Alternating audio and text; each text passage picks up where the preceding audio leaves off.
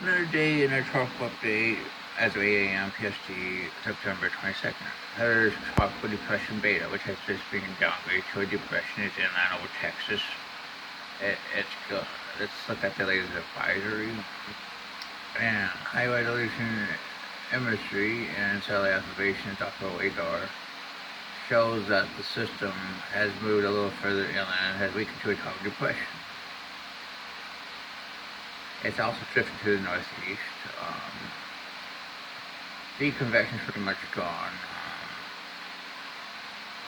Convection more or less minus 30 degrees Celsius. It doesn't even meet the classification for a tropical cyclone. But they went with 30 knots and they captured a cyclone.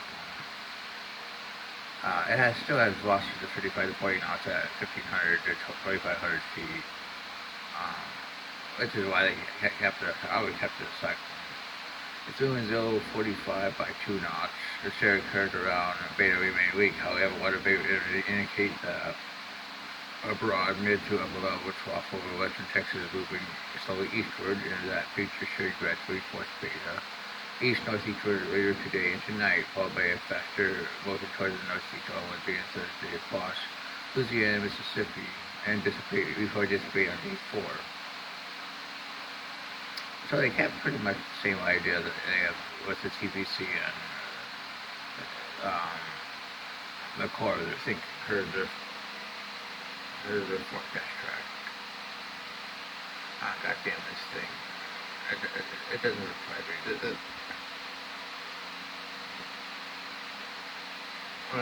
They haven't upgraded the track yet for some reason. But we can go here and we can look at it. I wish they haven't upgraded the track yet, but I'm thinking their track has remained about the same. East-northeastern the next couple of days, and northeastern as it dissipates. Now we're going to look at Hurricane Teddy. And it's starting to become extra tropical. I mean, it clearly is. I mean, you got a front forming, you got clearly have a common head here, and you have very little convection in the center, and you have stratocume. Yeah, it's extra tropical in my opinion. But the ANC kept it tropical, but it's in the late stages of extra tropical transition. They pretty much talked about everything I just said.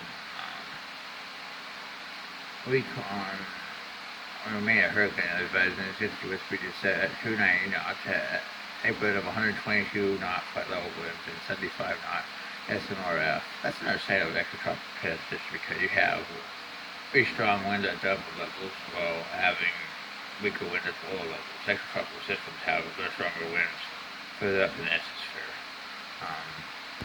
It's going to become extra tropical later today by the time it hits Nova Scotia.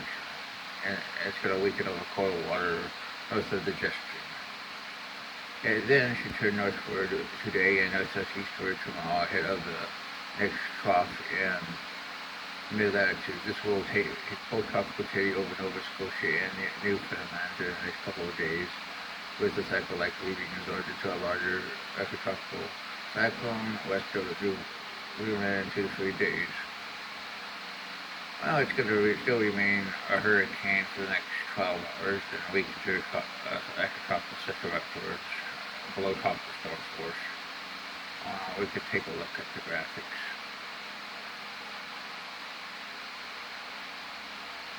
This will probably be the last legitimate tropical Teddy update.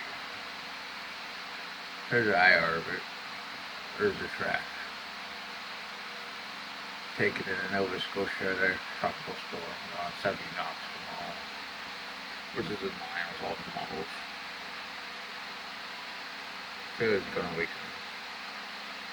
But look at that wind field. I mean, a lot of people are going to get tropical storm force winds. That's what we have in this system. Now we're going to look at part of that, which formed. We developed yesterday into a tropical storm. But it's already weakening. It's moving eastward.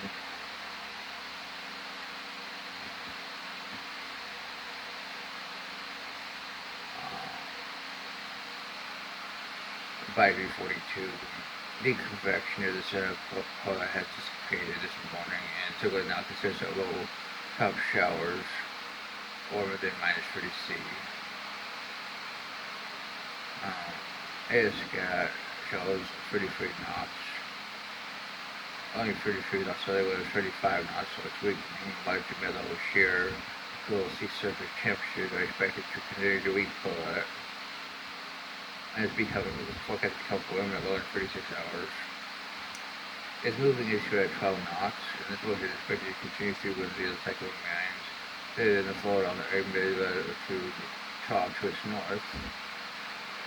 That's trough is expected to lift out of the region in about 36 it is expected to refill in its place in a couple of days.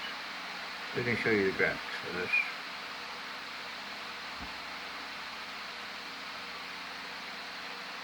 Here's the track.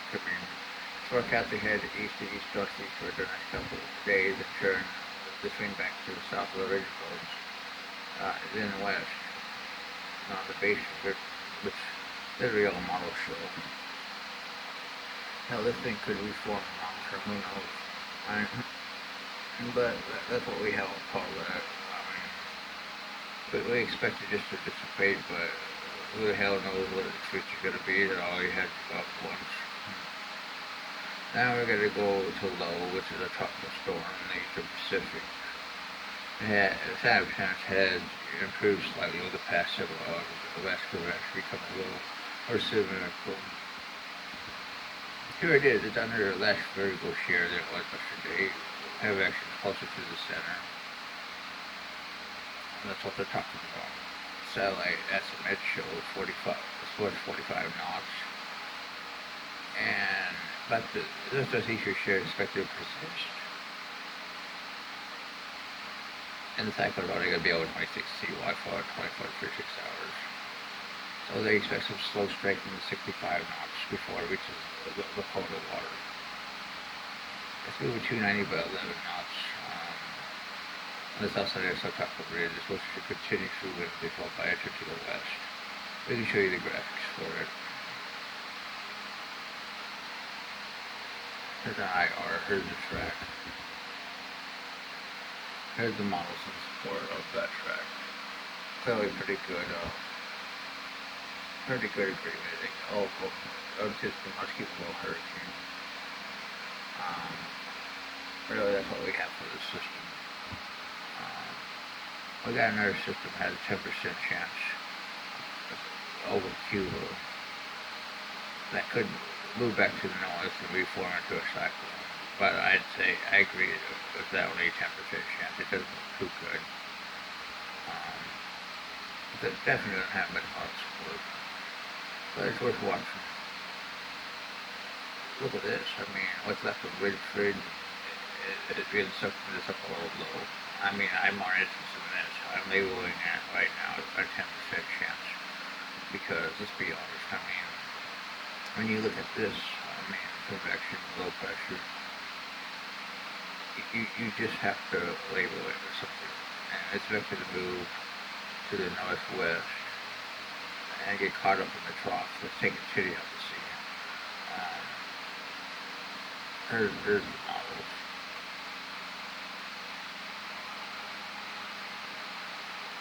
Really, it doesn't do well that system at all.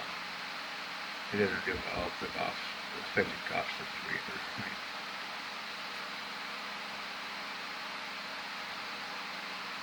Maybe there's an isobar here at 72 hours. I kind of see why they didn't see the label in there, but yeah, let's go to 120 now. Maybe some signs of that one system trying to route an isobar in the long term. Well, that's your tropical update for today. Hopefully a few of these systems will dissipate, so we have a shorter update.